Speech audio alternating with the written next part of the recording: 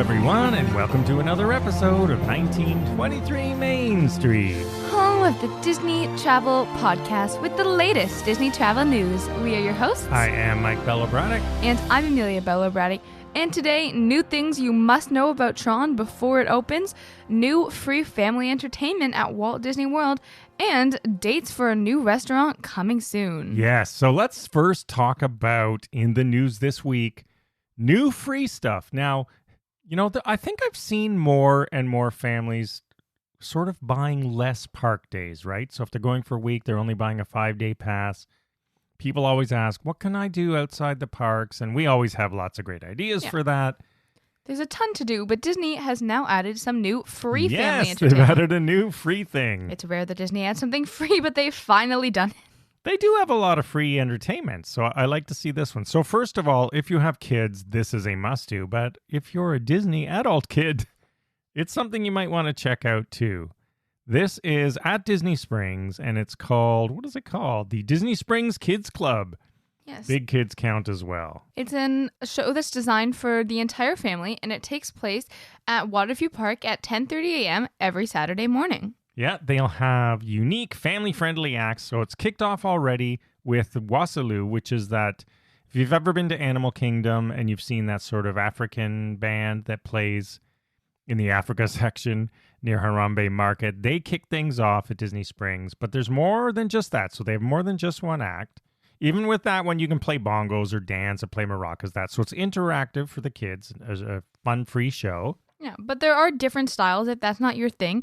There's also the Flight Crew Jump Rope, which is like a higher energy dance party. Oh, and there's skipping. And there's some fast like jump rope routines with acrobatics so and everything. Kids are going to love that. You and would you have can loved join that, in. actually. I cannot jump rope. Oh, okay. So I mean, I can, I would have but loved not, to watch you try then. I cannot do it while doing acrobatics. Separately, sure. Together, let's try. But the performers certainly can. And finally, there is also DJ KD Queen, who will be on the stage, hosting games, sing along, and more. So this sounds like a lot of fun for the whole family, especially if you want to let your bigger kids get in there and try some of this stuff. Yeah, I like how Disney Springs has done sort of for shows temporarily. They've done dance parties, but those were limited time, and they were usually in the evenings. So I like that this is now every Saturday morning. Yeah, there's a free entertainment, free interactive show for kids. It's a lot at more. Disney Springs. Exactly, I was going to say it's a lot more interactive, which probably helps your kids get a lot of their energy out that they might not be getting out on rides if you're spending the day at Disney Springs. So I think it's a great idea. I do too. So add it to your free stuff to do outside the parks. Because you don't have to pay admission to do this. And honestly, I think you could fully spend an entire day at Disney Springs. Yeah, so it's a good way to start the day there. Go to the little show, then you can grab lunch, go shopping, lots of stuff to do. Eat, eat, eat. Yes. Eat, shop would be my rule, as opposed to shop, eat. What would yours be? I would say... What comes first? Shop, eat. Oh, and drink. So, wait, let me redo this. Eat, drink, shop. Okay, and now we're starting to sound like Stacy. I, however, would go more for the shop, eat, shop, game, eat. No drink? That includes your Starbucks that you love to get there, or any other drinks. No, you don't get Starbucks at... Actually... You do go to that Starbucks at Disney Springs. Sorry, I forgot. Disney Springs you do go to, because in the parks, they don't let you get, rewards and stars and all that, because they're little kiosks. But in Disney Springs, it's like a regular store. A regular Starbucks. So you get your stuff at Springs. I have to... All right. Anyway, that is the new free family entertainment, so check it out. All right. Next, Tron. So they're dripping out information here to build anticipation. But this one actually, it's sort of important because this is not just a ride you're going to line up and walk on, apparently. Yeah. Well, you know what? They are building my anticipation. And I'm anticipating that they do a soft launch during March break. So we'll wait for that. April 4th is the date. But they did this week release 4 important things you need to know. Yes. So Number 1. First off, there is a virtual queue for Team Blue at Tron. And now remember, the good guys are Team Blue and the bad guys are the other team. And you can't be a bad guy, I don't think so. Yeah, I don't think so. But it's settled. We weren't sure, but now we know. Yeah, they're only a Team Blue. And this is important because there is no standby queue available. In other options, there's both. But this one, you have to do the virtual queue. Usually you can do it in the morning. And then if you miss it, you can try again at 1 p.m. So that's really important to remember. Please don't forget about this because you cannot just walk over and wait 4 hours in line. Now, we're assuming, like other rides, later, months later, they'll open it up. But when it first opens in April, you can't just go line up. I figured they probably won't even do that until post-summer. So if you want to ride it soon after its release, I would prepare for the virtual queue problem. So number one important thing of 4 is virtual queue. Number 2, if you don't want to do a virtual queue and you really want to get on. Yes, there is riding Tron through a individual lightning lane. Because, of course, this is the newest, hottest ride at Magic Kingdom. So, of course, this will be an individual lightning lane, which is where you pay $15 per ride. But it is a sped up line, and that's without the virtual queue. Now, they haven't actually announced a price. Oh, so we're used to $15. Typically, it's $15. Could be $20. We don't know. You're right. But it'll be in that range for sure. I'd say somewhere between 12 and 20. I don't know. Yeah, I'm guessing not more than 25. But if you're going to do this... Per person. If you're going to do this, you got to get up early and all that sort of stuff. 7 a.m. like everybody else, waiting on your phone to boom, boom, boom, try to get that line. So you'll have 2 shots, virtual queue and or individual lightning lane. Yeah. So there's 2 ways to get on it, but you cannot just go wait in line. I think you'd probably have a better shot with individual lightning lane, but I don't know. And if you have some older kids or a significant other there, I would honestly try to get both of you doing it if it's something you really want to ride. All right, next up, something else you should know about Tron. Yeah, we've all seen, videos, and when we were there recently, we saw the ride running, but apparently it's going to be a little bit more aggressive than it looked, because number 3 may lead us to believe that. So there is a new locker system. So Tron will actually offer a digitized locker to store your bags and loose items while you ride. It's sort of like they have at Flight of Passage. And do they have lockers at Flight of Passage? Not lockers, but there's like cubbies behind the wall. No, but these have lockers, which is like Cali River Rapids. Yeah, I compared it to Flight of Passage because in Flight of Passage, like you just stay in the same room, and Tron you like leave. So oh yeah, good point.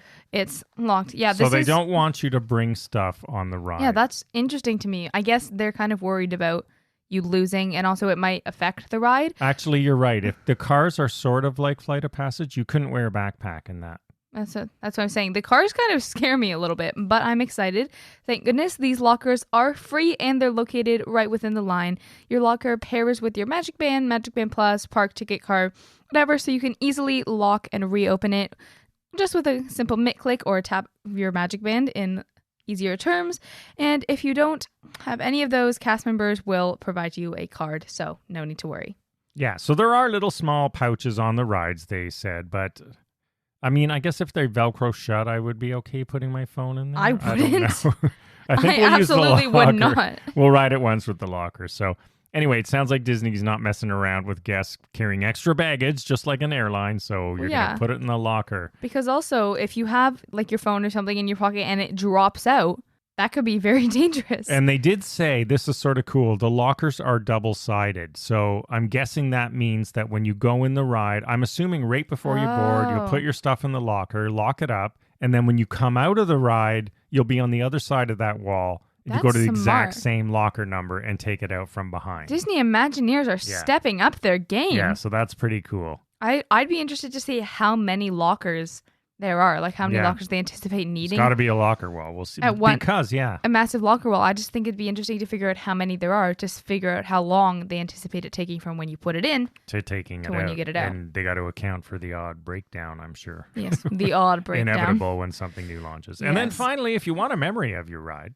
yes, there's 2 ways. There's 2 things they're going to give you. Yes. So first off, there is the classic onboard photo and video, which is automatically linked to your My Disney Experience account. This is a little bit different. This is why they're telling us it's important. They're going to automatically do it. So you must enable, like there's all these rules. You must enable Bluetooth for your My Disney Experience app on your phone. So wherever you're using it, you better have Bluetooth on and make sure you've logged into the app and that otherwise, it won't be able to automatically give you the pictures for free. Am I pairing a speaker? Yeah, you're pairing with the ride, essentially. It's just like Avatar. Oh, boy. Now I need to watch Tron, too. And then your device, in this case, will need to ride with you. So do not put it in the locker. What? You're going to have to put it in the pouch. So the pouch will have Velcro. We're sort of discovering as we're learning. I mean, I didn't click in before as I was preparing our show notes this week. The pouch better have a zipper. I do not trust my phone in there, so. Or there's an easier option. That sounds like a you problem. Or, yes, the easier problem is to wear a Magic Band, or Magic Band Plus, of course, and that is also linked to your My Disney Experience account. So so in our case, my Magic Band, of course, is linked to My Disney Experience, so for our family, we'll get the pictures. But if it's not, then you've got to follow all these rules. Check our show notes. We have them all listed there and what you got to do. Yeah, because I imagine your Magic Band Plus would have a little bit of a harder time falling off. And then let's end this show with some barbecue talk. Now, I have mixed feelings about this. Yes, Roundup Rodeo BBQ at Disney's Hollywood Studios opens March 23rd, 2023, because Disney apparently does not like March break travelers this year. Yeah, this is why I have mixed feelings. Our last day is March 19th, so I'm hoping they do a soft launch. Why don't you just extend our trip by a week or two? I think that would be a great option. So now we have to hope for soft launches for us for Tron and the Roundup Rodeo BBQ. But anyway, which statistically increases our chances of getting one of them. So this is that they've talked about this for a long time. It's a new barbecue restaurant in Toy Story Land, and I'm really curious about this because barbecue is so all over the map at Walt Disney World. Some is really good, like in Flame Tree Grill's pretty good. Used to be good at Whispering Canyon. Now it's really bad since they redid the menu. So what kind of barbecue are we going to get? We'll see. It is barbecue on site in their own smokers. Yes. So they say. And there is a large variety of different foods. Do you have any top picks before we sign off? Some topics. I actually wanted to jump over to the drinks because they have both adult and non-alcoholic offerings. For me, there's a great selection of non-alcoholic offerings, specifically Molly's Frozen Iced Tea, which is just a frosty concoction with iced tea and citrus flavors. This sounds pretty good, especially if it's in the middle of the summer and it's hot at Hollywood and Toy Story Land. That sounds really entertaining. And I also did just want to mention that there is plant-based offerings and salads available if you do not like meat or barbecue that much. Now, if we're going to the adult craft cocktails, there's some amazing stuff here. There's one called the Snake Eye Margarita, so that is watermelon, smoke, and spice. So I'm hoping they're going to smoke infuse with the smoking gun or something. There's a rum punch. There's a chocolate. But then listen to this one, frozen peanut butter and jelly. So they're using peanut butter whiskey and probably some fruit liqueur, I'm guessing, to make a peanut butter and jelly cocktail. So that one sounds interesting. Whiskey lemonade. Whiskey. Yeah, whiskey lemonade, that would be refreshing.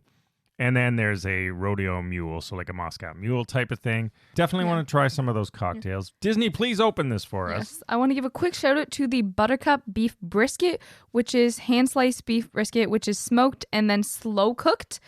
So I'm happy to see it's a hand slice because whenever you see chopped brisket, it's usually bad brisket, and that's why they chop it up. Yeah, that sounds pretty good. And so that one is going to be telltale for me. If the brisket is good, I want to try it. Then everything else is probably going to be good. Which is my excuse to go to Hollywood.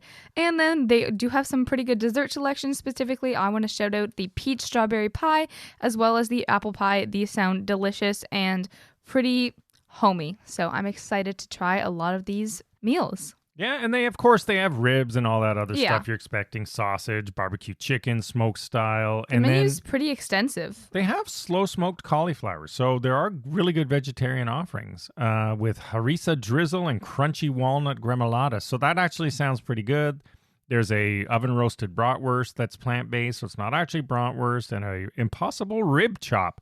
So I have to say, at glance, the menu looks very impressive.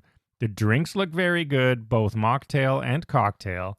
And so far, it looks pretty good. Yeah. The proof will be in the bites and sips. Yeah, maybe Disney's just put all of their energy over here, and that's why some other restaurants are to lack. If so, I'm ready. Come on, Woody. We're hoping you can come through with your barbecue for us. Yes. All right, everyone. That is the show for this week. You're all caught up on the latest Disney travel news here at 1923 Main Street. As always, find us online at 1923 Main Street. Thank you for listening. We'll see you again next week, and have a magical day. Bye-bye.